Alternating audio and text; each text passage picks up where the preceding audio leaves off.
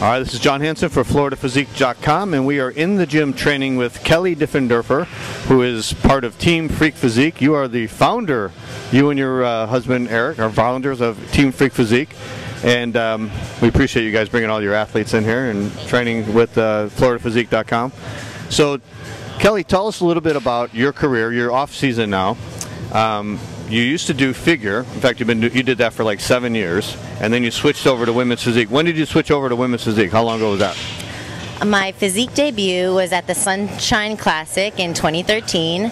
I took the overall, and that was incredible experience, being able to do a routine on stage. I was still kind of an in-betweener, so I kind of looked like a figure competitor hitting physique poses. But, you know, I utilized this last season of 2014 to take time off, allow my body to reset from many years of dieting and doing multiple shows back to back. It was a mandatory break. And so now, going into about 10 months of being off of, strict dieting, my body is responding incredibly right now for my off season. So I'm sitting around like 7% body fat, and basically I've now set the stage for next year to be extremely successful because my prep's going to be really easy because I really utilize the time off properly. So that's very interesting now. So back when I was younger, when the off season, we used to just bulk up. And we used to eat good food, but we used to bulk up and just put on a lot of weight and then cut up for competitions. But it seems like now the main focus of the off season is not just to put on weight, but to really increase your metabolism like you did. So you said your metabolism was sort of not depleted, but it was sort of bottomed out. Yeah, that's a good word for it, because you were dieting so long. So what you did now was took that year off. And how did you do that? Did you just gradually increase your calories and then your metabolism adjusted accordingly? Not exactly. There's obviously many different approaches to reverse dieting and things of that nature. Mine was basically just eliminating cardio, using it here and there for cardiovascular health, but really minimizing physical activity or cardio basically, and then yes, increasing the food. It could have been done at probably a more gradual approach, but I really didn't do it that way. I just allowed myself to eat, kind of dealt with a few months of not looking great, which is hard to mentally go through, but when you know that there's a bigger picture and that it's part of the process, it's just something you have to do. So that's what I did. Brought the cardio back to zero for like 9 months. Didn't do any at all. Made sure my calories were super high so that when it does come back to prep mode, I'll have something to cut from. I'll be able to incorporate minimal cardio slowly, and I'm going to respond from it right away. Right. So when you increased your calories, you said there was a couple months where you weren't looking good. Was there an adjustment period where your body adjusted to the calories? I think the heavy training takes the place of all those calories, because all that calories, you're going to be able to train heavier. Right. So yes. And then that increases your metabolism even more. Exactly. I knew I didn't need to add a lot of lean mass per se, because at 5'2", my lean mass is already like at 130, 132 pounds. Yeah. So it's already a little big for structurally, for what women's physique girls are looking like. Right. For example, like Dana Lynn Bailey or whatever, it's like 127 pounds or something like that, and she has like 3 or 4 inches on me. Yeah. So you could see where I'm not really looking to get bigger. In fact, my main focus was to streamline. So I used a lot more calisthenics in the off season, and I just try to incorporate different things, and really I'm just making sure that I'm focusing on my weak points and that I'm not bringing what I brought last time. I want the judges to see that I'm, as you'll see in my workout today, what I decided to train was weak points. I started with the calves, and then my biceps. Having so many years from figure, I really wasn't training arms because I wanted to make sure that my shoulder was the most dominant part of my arm. So biceps now are something that is like a foreign language. I'm really just now learning how to connect with them and bring them up for physique.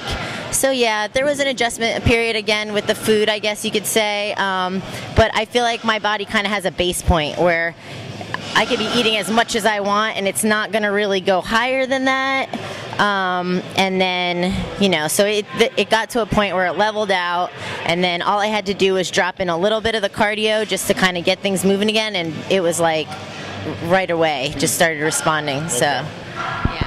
So now today, you, like you said, you were doing your weak points, and you started off with calves, and I noticed you did 3 exercises in a row, like a tricep. Right. And has this been a good method for building your calves up? Yeah, it's something I just started doing with one of my fellow freaks, Eric Resnick. We've been doing a lot of training together, and it's something I picked up from him, and the pump is so insane. My calves are already, you know, I've never really had a problem with them, but sometimes just learning a different way to stimulate the muscle. So this back-to-back is just so intense, and I love it. And I love, I was talking about redirecting the blood flow. So, you know, once it feels like that blood's just stuck in there. Yeah. And then once you start like working the upper body, it's such a great feeling to have the blood. You know, I always try to incorporate almost something lower body and something upper body in a workout like that. Yeah. And then you went to biceps, which is a small body part, but like you said, that's a priority for you because you need to focus on that. You started off with the dumbbell curls, right? Right. So just your standard alternating bicep curls.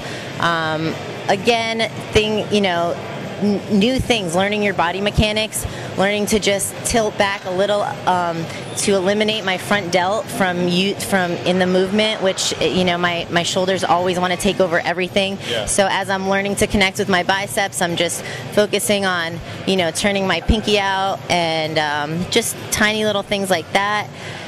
And then I went into drag curls, right? Curls, which that's an interesting exercise. I don't see too many people do that. Like antiquated, and some people don't know about it at all.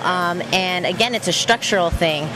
For some reason, just your standard barbell curl is something that, I mean, I know it's like bread and butter, but you know, for me, the drag curl just helps me feel the contraction better. So that's what I like to do.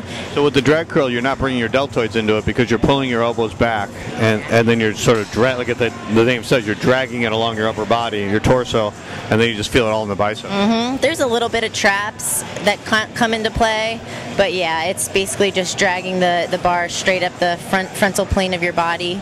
And then the final exercise for biceps was the cables, which I can't stand. It's very hard for me to connect with that movement. However, Eric always says try to utilize it in a manner so that you're actually practicing what your pose on stage is going to be like. So I try to open my hand during it, the way we have to hit the bicep pose on stage. So. And then you went into deltoids, and you started off with the front press on the Smith machine, and you did a couple sets increasing the weight, and then you did a drop set toward the last 2 sets, right? Yep. Again, another thing I picked up from my buddy Eric, and I've just been using it this whole off season. I really like it. I like the variance of trying, you know, starting out lightweight, going as heavy as you can, and then when you strip down, you have to make sure your partner moves the weight for you so that your hands have to stay up in that bar so that you're not allowing the blood to leave the muscle. Right. And it just feels so good. It's probably one of my favorite things that I've been doing lately. So that's an interesting tip. You don't put the bar down. You keep your hand there so the tension stays on the deltoids and your partner takes the weight off. Exactly. I learned something new there. And then your next one, you went over to the standard side lateral raises, right? Yep, standard side lateral, but for years now, even in figure, there's something about keeping a hold at the top. It's a 3-second hold. I could barely hold it for 3 seconds in those last final reps, but something about that 3-second hold at the top has really allowed my shoulders, the width of my shoulders, to really pop. Okay. Sometimes I'll even do it as a light and a heavy drop set doing that. in there, but today I just did it with a single weight. Yeah, and then we finished up with you know, another front delt and a rear delt superset. Yeah. I love supersetting things. It's time efficient, and again, I just feel like the overall, you don't really see a lot of people do a front and a rear delt movement together. Yeah. So again, it's just something, sometimes I like pairing up different things that are slightly unconventional but feel good. Yeah, it makes sense if you're going to superset deltoids, superset 2 different heads of the deltoids, right? Right, exactly. So you're planning on competing probably middle of next year, huh? Probably. I want to get something going on as early as possible. Yeah. Because I need to requalify since I took the year off. So just get qualified, head over to Junior USA's. Last year I took 6th there, so I'm looking for that top 5 no matter what. And then it's going to be a run through the entire national circuit until I hit rock bottom again and and you know, start it all over again. But I'm going for that pro card no matter what. Okay. All right, Kelly. Well, we appreciate you showing up at the Powerhouse Gym in downtown Tampa for FloridaPhysique.com, and we appreciate again your help with you and Eric providing some of your athletes to us for all these training tips and these great training videos.